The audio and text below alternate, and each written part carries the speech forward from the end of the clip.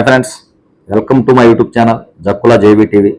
ఈ రోజున వ్యవసాయ రంగంలో విప్లవాత్మక మార్పులు వస్తున్నాయని చెప్పేసి చూస్తున్నాం. మనం ముఖ్యంగా వ్యవసాయ రంగంలో మందుల పిచికారికి డ్రోన్లు అనేవి తీసుకురావడం జరిగింది.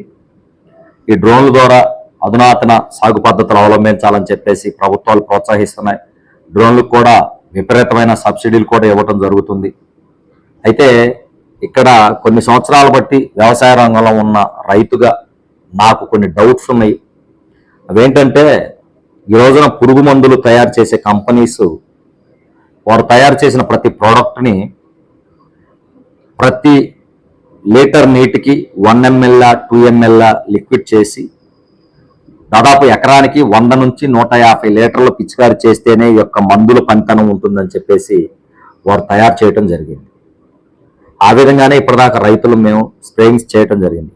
కానీ ఇప్పుడు వస్తున్నటువంటి డ్రోన్ టెక్నాలజీ మూలాన అదే లిక్విడ్ మందు 20 లీటర్లు 15 లీటర్లకి కనుక మనం మందు కలిపినట్లయితే ఈ మందుల పనితనం ఏ విధంగా ఉంటుంది, ఈ మందులు పని చేస్తాయా లేదా అనే ఒక సందేహం మాత్రం ఖచ్చితంగా ఉంది.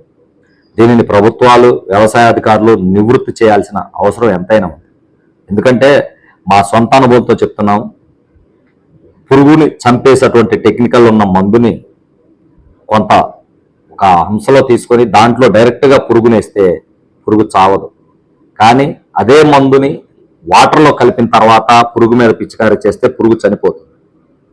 అలానే ఈ యొక్క సాల్వెంట్స్, కెమికల్స్ని తయారు చేసేటప్పుడు ఎంత ఎక్కువ మోతాదులో వాటర్ని కనుక మనం మిక్స్ చేసినట్టయితే దాని యొక్క పనితనం అంత ఎక్కువగా పనిచేసే విధంగా ఉంటుంది. కాబట్టి ఇప్పటిదాకా ఈ విధంగా వ్యవసాయం సాగుతూ వచ్చింది. కానీ ఇప్పుడు డ్రోన్స్ తీసుకొచ్చినందువల్ల ఈ డ్రోన్స్ ఫర్ ఎకరానికి 20 నుంచి 25 లీటర్లు నీళ్లు కొట్టడం మూలాన ఈ యొక్క కెమికల్స్ని ఏ విధంగా మనం అప్లై చేయాలి, ఈ కెమికల్స్ పని చేస్తాయా లేదా అనే డౌట్ మాత్రం ఖచ్చితంగా.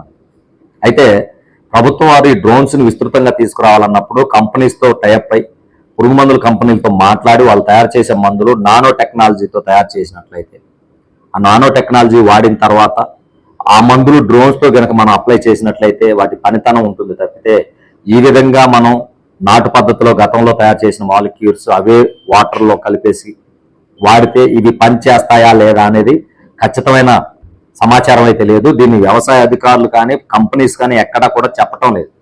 వీళ్ళు ఎంతప్పటికీ డ్రోన్స్ మీద సబ్సిడీ ఇస్తున్నారు, వ్యవసాయంలో అధునాతన పద్ధతులు తీసుకురావాలంటున్నారే కానీ అధునాతన పద్ధతులు తీసుకుని వచ్చేటప్పుడు అందులో భాగంగా ఈ కెమికల్స్ ఏవైతే వాడుతున్నామో అవి అధునాతన పద్ధతులు తయారైనయా లేకపోతే పాత పద్ధతులు తయారైనయా అన్నది ఒకసారి పరిశీలించేసి ఖచ్చితంగా డ్రోన్స్ అవసరం ఎంతైనా ఉంది. ఈ రోజున పురుగు మందులు కొట్టాలంటే చాలా ఇబ్బందులు పడే పరిస్థితుల్లో ఈ రోజున రైతులు ఉన్నారు. ఎందుకంటే వాళ్ళన్ని టెక్నికల్స్ని మనుషులు వాడటం మూలాన మానవ శరీరాలన్నీ విషతుల్యమైపోతున్నాయి. మా బాడీల్లో ఖచ్చితంగా పురుగు మందుల అవశేషాలు ఉంటున్నాయి. మేము వేసుకున్న బట్టల్లో పురుగు మందుల అవశేషాలు ఉంటున్నాయి. మాకు కొన్ని మందులు వాడినప్పుడు విపరీతమైన మంటలు, విపరీతమైన దురదలు, నానా ఇబ్బందులు ఎదుర్కొనే పరిస్థితుల్లో ఈ రోజున మేము ఉన్నాం. తప్పనిసరిగా డ్రోన్స్ని అధునాతన వ్యవసాయంలోకి తీసుకురావడంలో చాలా మంచి పద్ధతి, అందరం స్వాగతించాల్సిన అవసరం ఉంది. కానీ ఈ యొక్క కెమికల్స్ని మార్పిడి చేయకుండా ఇదే విధంగా డ్రోన్స్ని మనం ఉపయోగిస్తే ఇవి మందులు వాడిన మందులు పనిచేస్తాయా లేదా అనేది ఖచ్చితంగా ఆలోచించాలి. ఎందుకంటే ఇప్పటికీ వ్యవసాయ రంగంలో నానా ఇబ్బందులు పడుతూ అప్పులు పాలైన రైతులు ఈ మందులు కనుక పనిచేయకపోతే వేలకు వేలు వెచ్చించేసి కొనుగోలు చేసినటువంటి మందులు కూడా నష్టపోవాల్సిన పరిస్థితుల్లో ఉంటాం. కాబట్టి తప్పనిసరిగా ప్రభుత్వం వారు డ్రోన్స్ని ప్రోత్సహించేటప్పుడు ఈ యొక్క మందుల గురించి కూడా అవగాహన చేసుకొని వీటి గురించి కూడా విస్తృతంగా ప్రచారాలు చేసి కంపెనీలు, ప్రభుత్వం ఇద్దరు కంబైన్డ్గా సదస్సులు నిర్వహించేసి ఈ యొక్క కెమికల్స్ కూడా నానో టెక్నికల్ రూపాన కనుక మీరు తీసుకొని వచ్చినట్టయితే ఖచ్చితంగా వ్యవసాయ రంగంలో సమూల మార్పులు వస్తాయి. ఆ దిశగా ప్రయాణం చేయాలని కోరుకుంటూ తప్పనిసరిగా మా వీడియో చూసిన ప్రతి ఒక్కరూ నా యూట్యూబ్ ఛానల్ సబ్స్క్రైబ్ చేయండి. మా వీడియోస్ మరింత మందికి చేరే విధంగా చేసి మేము తీస్తున్నటువంటి మా సమస్యల్ని పరిష్కారం దిశగా ముందుకు తీసుకెళ్తారని కోరుకుంటూ జై జవాన్, జై కిసాన్, జై